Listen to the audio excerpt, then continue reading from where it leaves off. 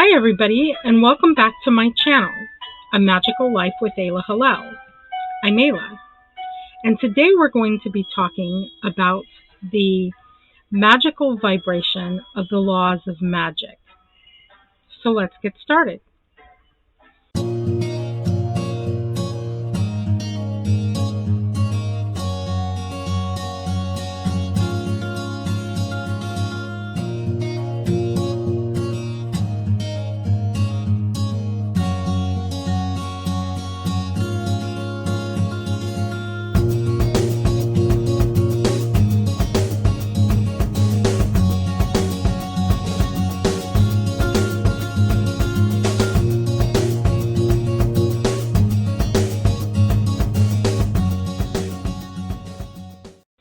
So when we talk about vibrational magical stuff, we want to focus on the vibration of magic. One of the things that's helpful is to have an understanding of the laws of magic, what we call the laws of magic. Now, these aren't really laws like somebody created this law. These are kind of byproducts of what happens in the universe naturally. So let's get started with this.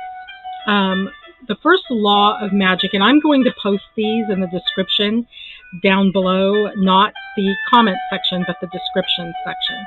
So you can take these and you can print them off and have them for yourself.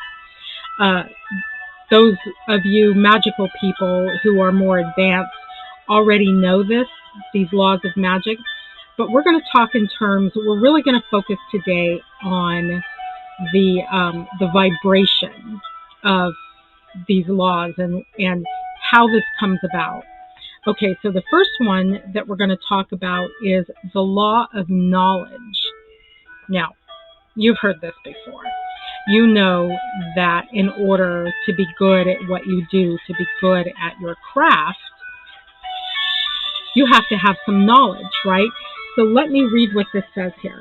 This is probably the most widely used law and probably encompasses all the others in some way.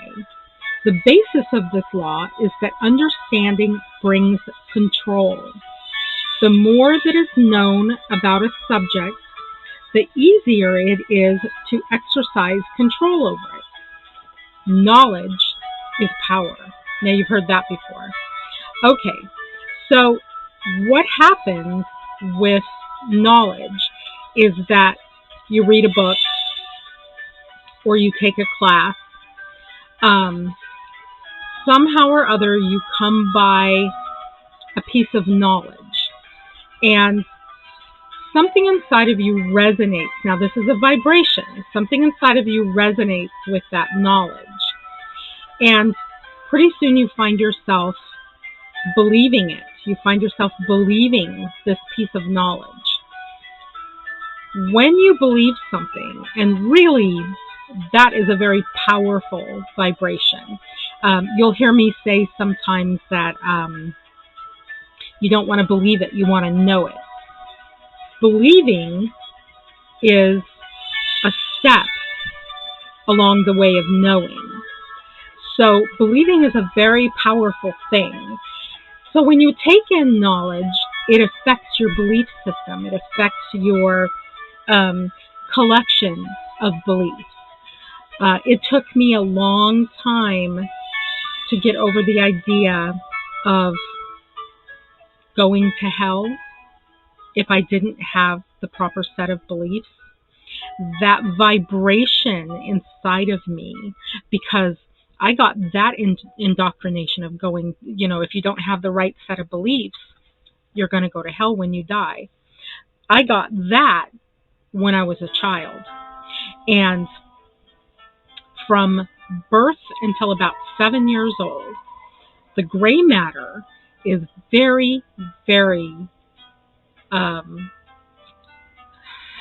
do you say it?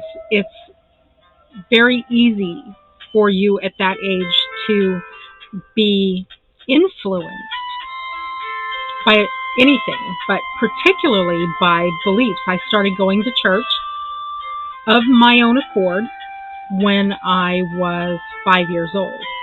I accepted Jesus when I was 5 years old, and I accepted the teachings of the Southern Baptist Church.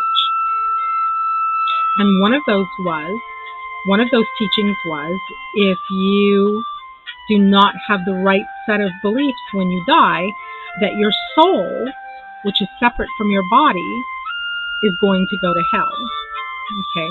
It took me a long time to get over that belief. And really what did it for me was meditation. My very first meditation session, all by myself, didn't know what I was doing, but I surrendered to God, and I was like, I don't know anything about you. I know what this religion has told me. I know what that religion has told me. What I would like now is for you to tell me. And when I came out of that very first meditation, that belief, which had very solidly been part of my knowledge, was gone. That belief was gone. I knew at that point that there was no way that hell exists. Now, I do believe that after we die, depending on the vibration of our spirit, whether it's healthy or not, we can separate from God. But to be sent there by God is impossible. So the first law is the law of knowledge. So you want to read a book, you want to take in a class, find a teacher. Knowledge is very powerful in that it changes our belief system. And by changing our belief system, we're able to understand the vibration of magic. We're able to understand that our feelings, our thoughts and our feelings and our emotions create that vibrational circumstance in order for us to create our reality. So the next law, the law of self-knowledge. Now, go back and look at the self-love the self-love video. Self-love is the beginning of self-knowledge, because once you love yourself, and what I mean by self-love is we need to come into, in order to be vibrationally, magically, vibrationally powerful, we need to come into an understanding of ourselves. We need to come into an acceptance of ourselves. We need to come into a comfortableness. Are you comfortable in your skin? Do you accept yourself the way you are? It doesn't matter what other people think about you. It really doesn't matter what other people think about you. What matters and where the power is how do you feel about yourself? Do you love and accept yourself? Are you comfortable with yourself? Are you comfortable in your skin? Are you comfortable with your thought process? And this is very important. Self-love is very important when we get into shadow work, because you want to be able to look at what's inside of you that you want to change, that spirit is urging you to improve these areas. But you don't want to be so critical that you get into a self-loathing situation while you're trying to... Shadow work is all about self-love. It really is. We don't look at it that way very often, but it really is. You can't improve yourself. And when you do shadow work, it's your spirit, it's your God self that is calling you into improvement, that is calling you into evolving. So you really got to have some self-knowledge. My self-knowledge came when I started meditating. the minute I started meditating, I knew who I was. I could tell you all about it.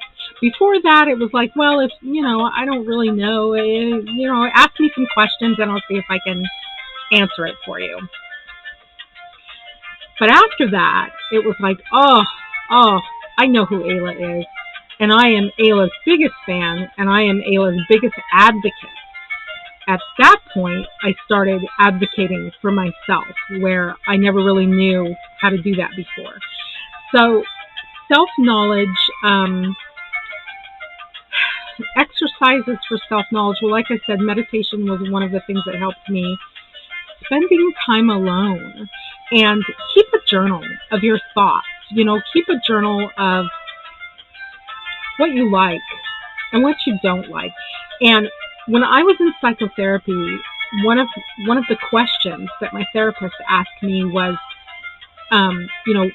if you were Ayla's best friend, what would you say about her? And that made me cry. It was like, oh wow.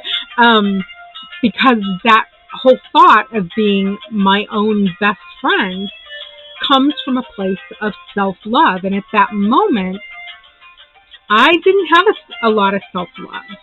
So get to know yourself the way you would get to know your daughter or your son.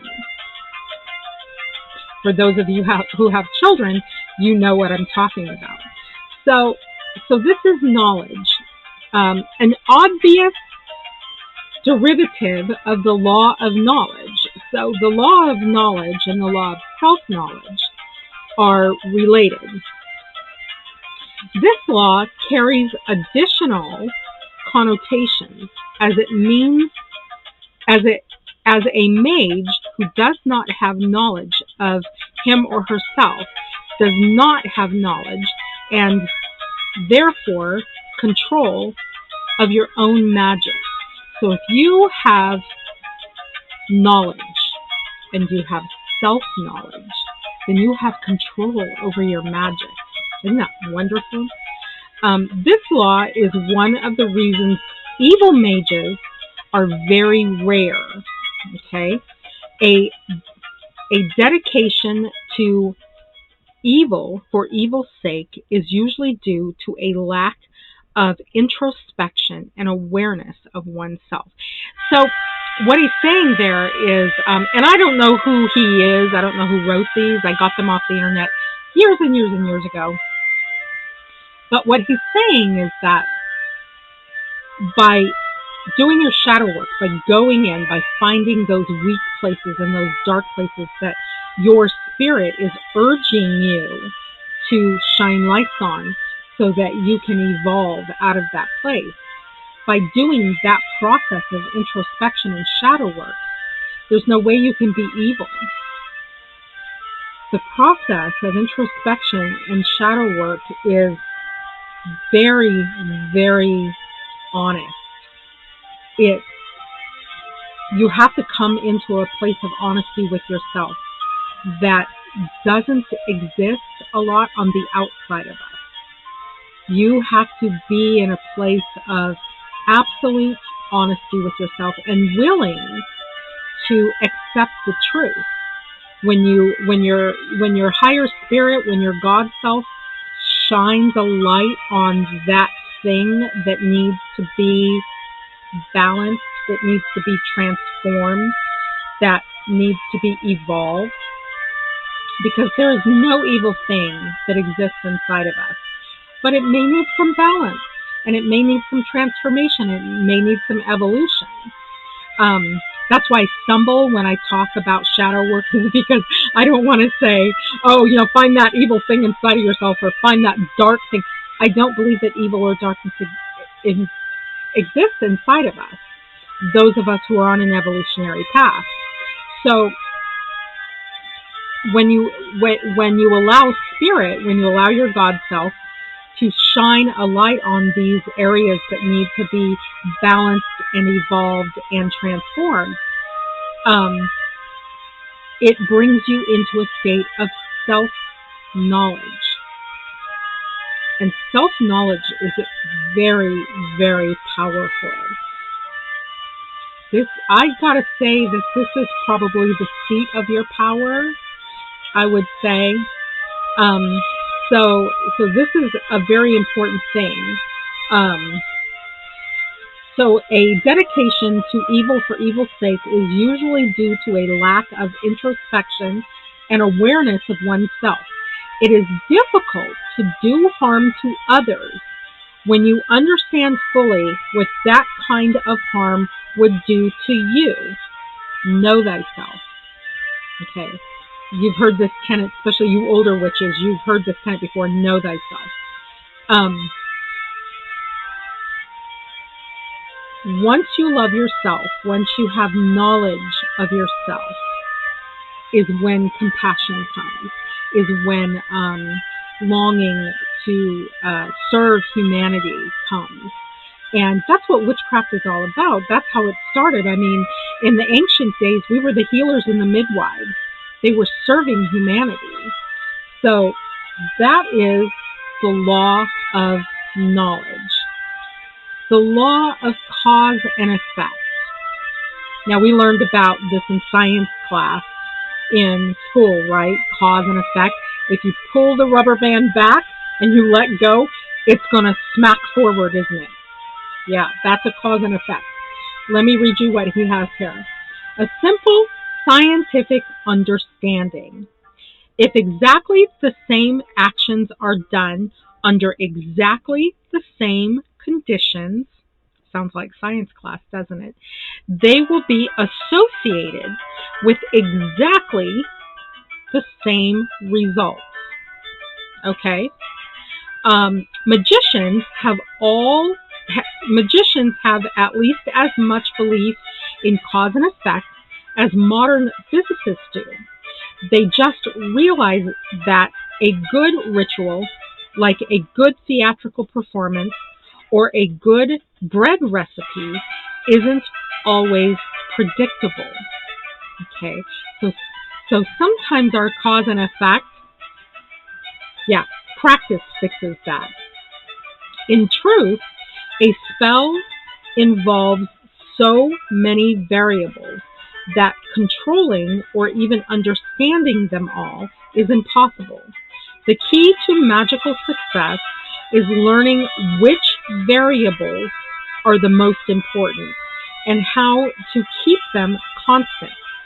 Control over the variables is the icing on the cake. So a good practice for this would be to keep a spell journal or a magical journal where, let's say you set out to do a spell and you get all of your correspondences, write your correspondences down in your spell journal, the name of the spell. You put together your incantation, write that down,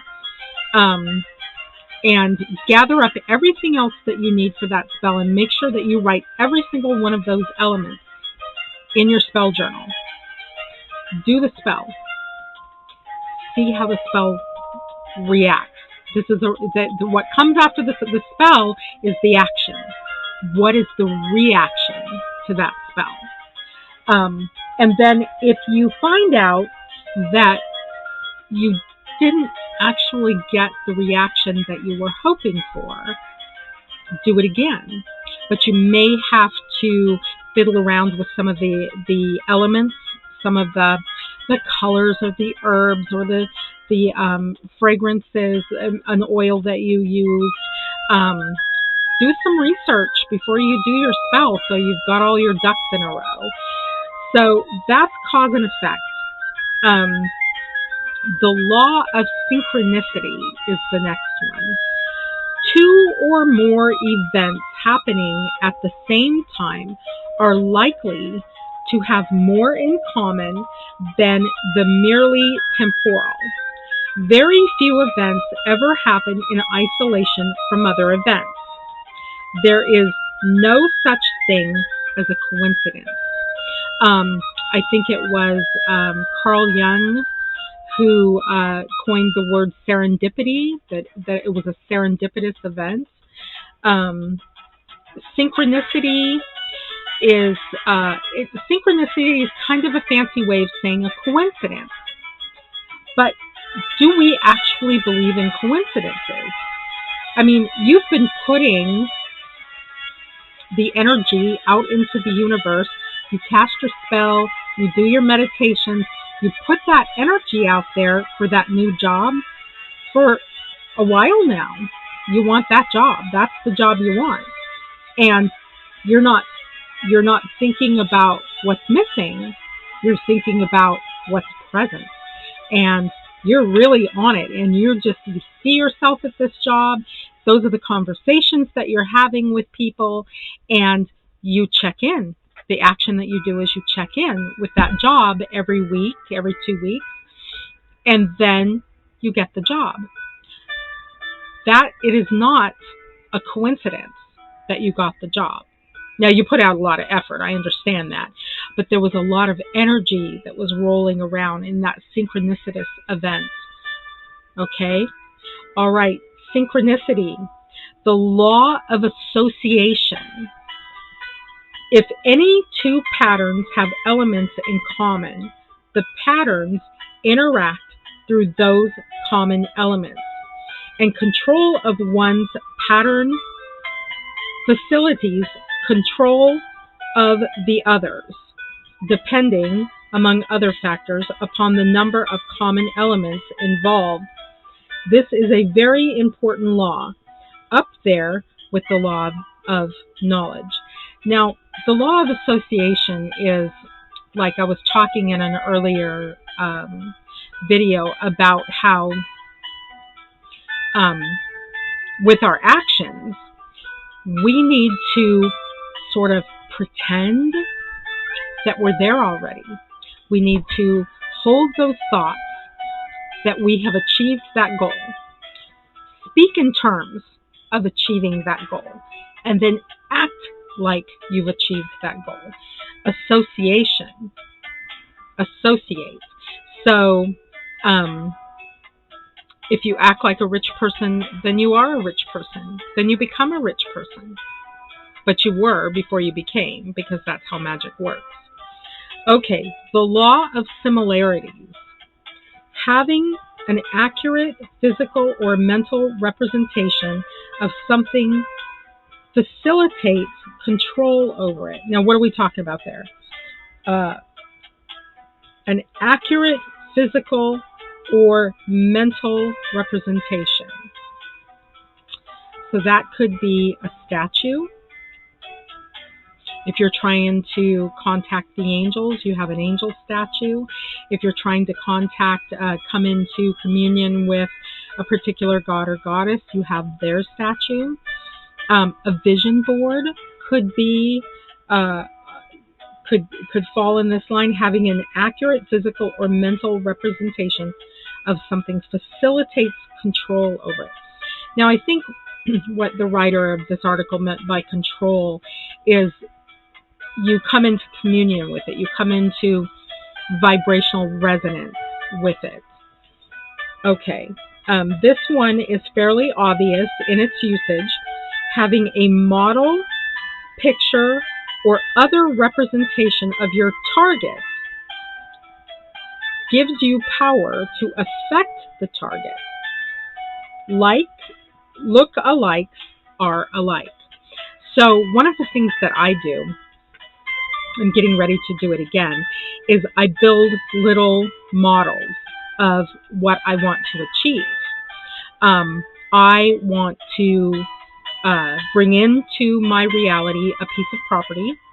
I build tiny houses, so I want to build some tiny houses to be on this property for me and my family, and for any friends who want to come too. But I want to build a little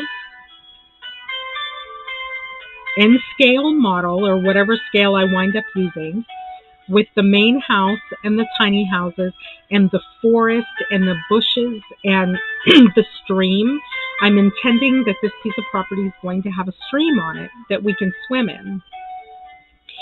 This helps me to visualize, to create that emotional vibration of what I want to create for me and my family. Like I said, a statue, if you are coming into communion with a god or goddess, make a statue if you can. If not, buy one. Some sort of representation or a picture. Pictures for me are very effective, especially if they're very dramatic, if they're dramatic colors and, the situation in the picture is very dramatic.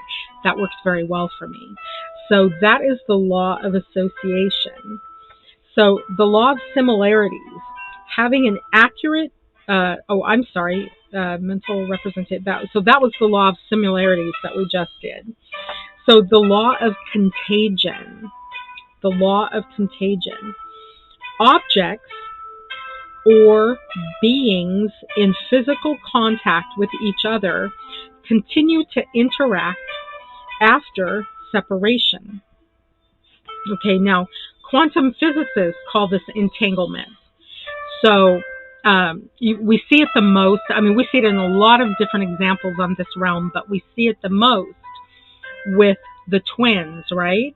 So these little babies shared a womb together for 9 months, and then if they grew up in the same household, they grew up in the same household, and they really shared an energy, totally individual, but they share an energy.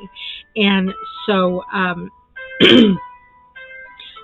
one twin can be at a baseball game and the other twin can be at home. And if the twin at the baseball game gets plopped on top of the head with a ball, the twin at home is going to know it. Okay, so that's the law of contagion. Now, this serves us in magical terms, because if your friend lives in Michigan and you live in Oregon and they need help with a spell, then you can sit down and do a spell. And the way time really works, because time doesn't exist. We invented time so that we could get to work on time. We could get to our doctor's appointments on time, that sort of thing. But in the multiverse, time doesn't exist. So you do not have to sit down at the same time as your friend to help her with this spell. She can give you all the elements of the spell. You can set it up at home and you can do it whenever, because that energy is going to lend to her. Now, how is it going to lend to her? How is it going to be directed at her? Because you are entangled with her. She is a friend. She is somebody that you love. And when you agreed to help her with the spell, you took that whole thing into your heart. Well, where does magical vibration come from? It comes from your heart. So quantum physics calls this contagion entanglement. It's very powerful, and we can use it. Every month, at the beginning of the month, I put up the healing tree in Rowan Tree's Facebook page. Hey, everybody, it's time for the healing tree. Give me your little heart, and I will take you in and hold a space for you while you heal yourself. And people can either heart react or they can respond with a heart. They don't have to tell me. They do not have to tell me what's going on with themselves. I don't need to know that. To take them into my heart and to run energy for them, I do not need to know that. Neither do they have to be right here in Medford, Oregon with me. Neither do we all have to sit down at the same time and do it. Now, at the end of the month, I try to have a healing video up talking about some aspect of spiritual, magical healing. It's a fun thing to think about. If you have a friend or two or three, all of you sitting down in your time zone and doing the spell together, because you have the law of contagion. You are with each other. You know each other. You love one another. And if you sit down together, that's a very powerful thing, but you don't have to. Okay, So one more, there's 23 of these. So I'm going to do a third of them today, a third of them in the next video, and then the last third in the third video. The last one, oh, I like this one. This is one of my favorites. The law of names. Do you know this law? This is very powerful, the law of names. Let me read you what's written here. Knowing the complete and true name of an object, being, or process gives one complete control over it. Okay? You have control over that thing that you can name. Now, with that said, that very powerful statement, be careful who you hand your name to. And this is why a lot of times witches will take magical names, and then they only share that magical name with just their group. Their group of people that they trust and they know will not abuse this power using their name. This works because a name is a definition. Yes, even Harold, Marie, Newt, Jasmine were at one time. Okay, so I remember I was reading Rabbi David Cooper's book, God is a Verb. And in I believe it was actually in the introduction of the book, he talks about, no, it wasn't in the introduction, it was farther along. He talks about a man who's in the hospital and he's sick. And the man had a typical Jewish name. And so Rabbi Cooper comes in and he asks what the man's name is. And they tell him, and he says, we're going to call him Gavriel. Gvura is the root of the name Gavriel, and this is God's power and strength and courage. They were going to change the name from this, what probably felt like a weaker name, and change it into this powerfully vibrational name. The name that my family gave me when I was born was Mickey Renee O'Neill. Like I said, I'm Irish, and so my name was Mickey O'Neill. When I got older and I went through all of my psychological healing and I started growing and evolving spiritually, I didn't feel like a Mickey anymore. So I went to court in Jackson County, stood before Judge Perriman, and changed all three of my names. All three of my names have this powerful, powerful vibration to it. So Ayla is one of the 72 names for God in the Kabbalah. There again, strength and power and courage, because I was just coming up out of mental illness and I needed that power. My middle name is Yisraela. So the root word of Yisraela is Israel. Israel is, the definition of Israel is one who struggles with God. I don't know if I'd call it a struggle. I'd call it more of a search. Been searching for God since I was 5 years old. Been in relationship with the universe and co-conspirators with the universe in that search since I was 5 years old. And then my last name is Hallel, which is the first 6 letters of the word hallelujah. Hallelujah means to praise God. I've been doing that my whole life. So that is my three-dimensional mundane name, not my magical name. I have a different magical name. So if you can name something, you have power over it. Okay? So let me finish reading this. This works because a name is a definition. And he goes on to say, even Harold or Marie or Newt or Jasmine were all definitions at one time, as well as, let's see here.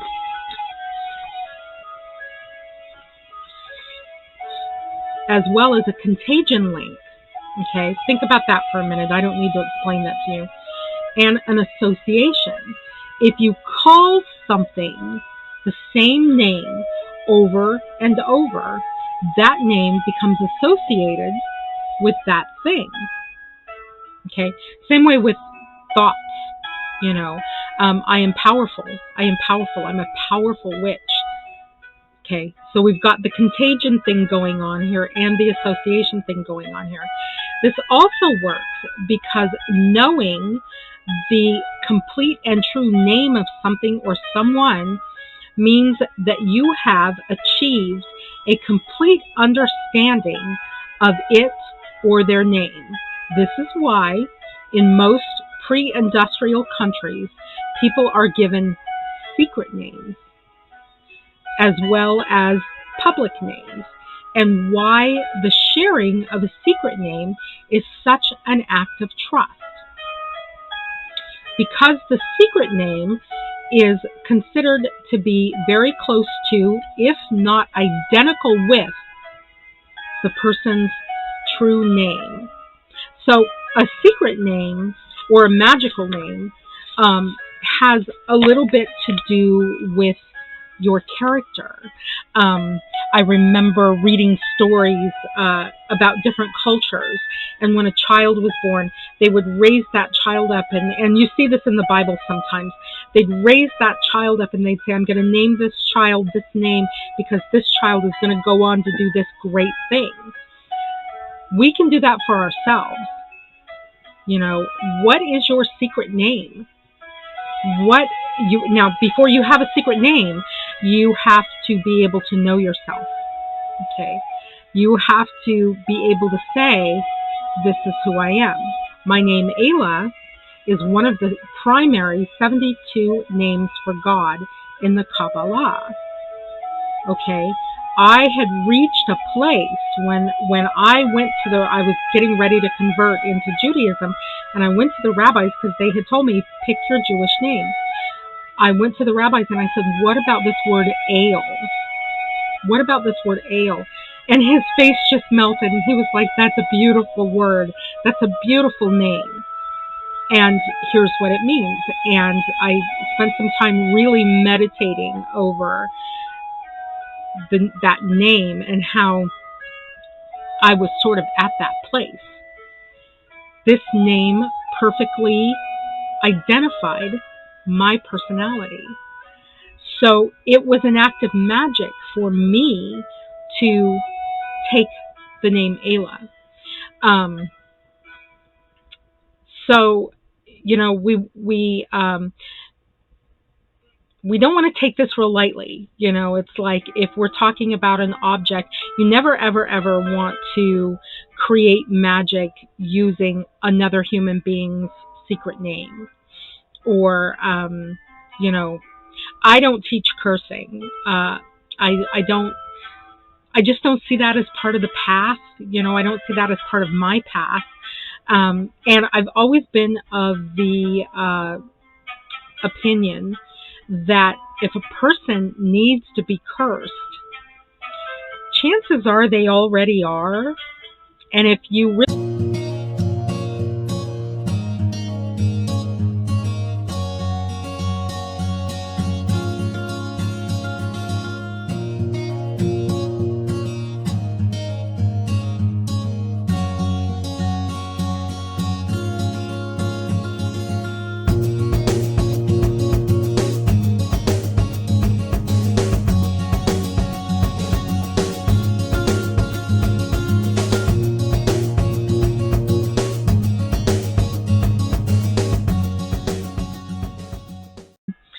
in the my description box, so you can have them, and there'll be this part this week, and then we'll do 2 more weeks.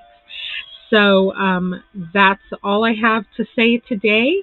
I hope you have a wonderful day. Blessed be.